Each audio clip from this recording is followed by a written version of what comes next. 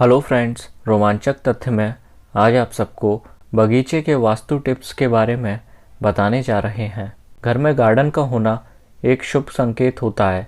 ये वैज्ञानिक दृष्टिकोण से भी बहुत महत्वपूर्ण है।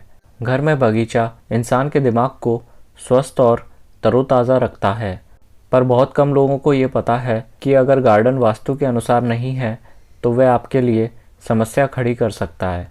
वास्तु के अनुसार हर पौधे को लगाने की जगह तय की गई है। वास्तुशास्त्र में हरियाली को खास महत्व दिया गया है।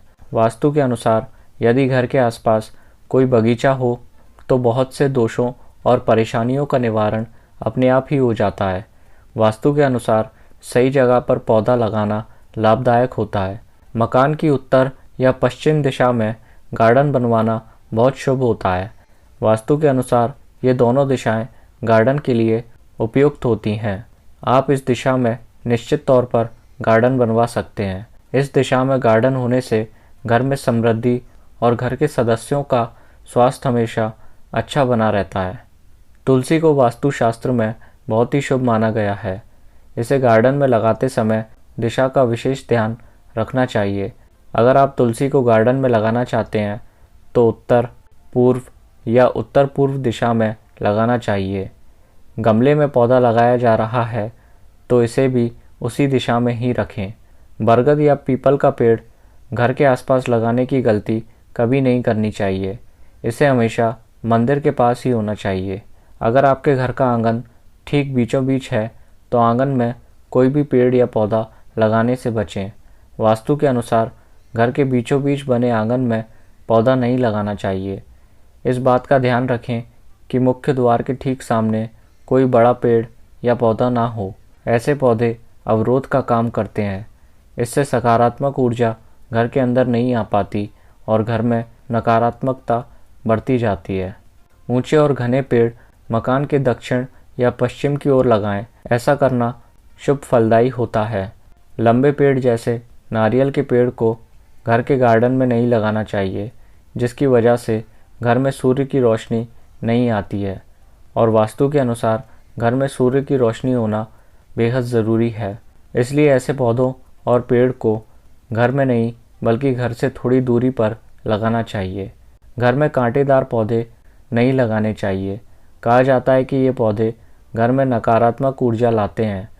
घर में अगर इस तरह के पेड़ पौधे हों तो उन्हें कहीं और रख देना चाहिए।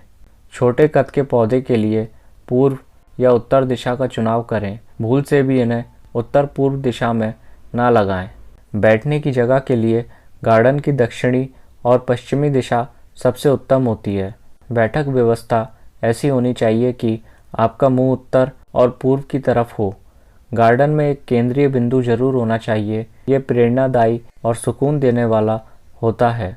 ये केंद्रीय बिंदु फाउंटेन, फिश एक्वेरियम या कोई मूर्ति हो सकती है। ईशान कोण में पेड़ लगाने से बचना चाहिए। सूर्य की सुबह की किरणों को अवरुद्ध नहीं करना चाहिए।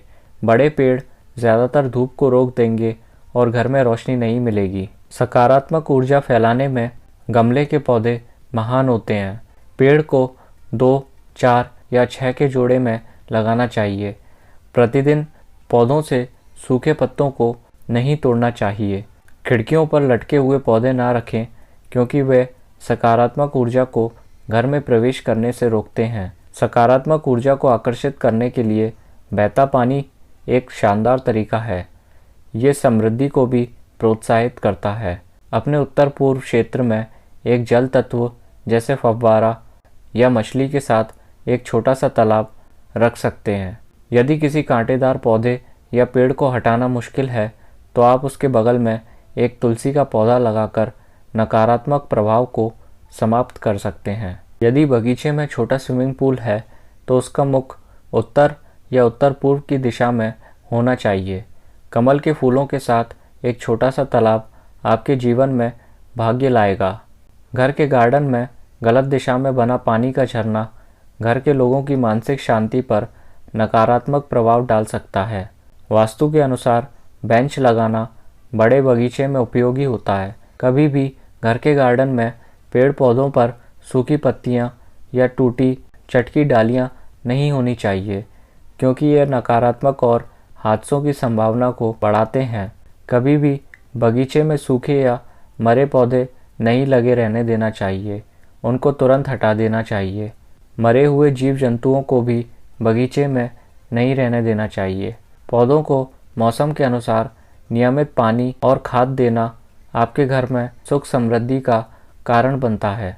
बगीचे में रात को रोशनी की उचित व्यवस्था करना चाहिए, क्योंकि ऐसा करके आप सकारात्मक ऊर्जा को बढ़ावा देते हैं और अनचाहे हादसों से भी खुद को बचाते हैं। इन तरीकों को अपनाकर आप अपने गार्डन को वास्तु दोषों से मुक्त कर सकते हैं। वास्तु दोषों से मुक्त गार्डन आपको शारीरिक और मानसिक रूप से मजबूत करता है।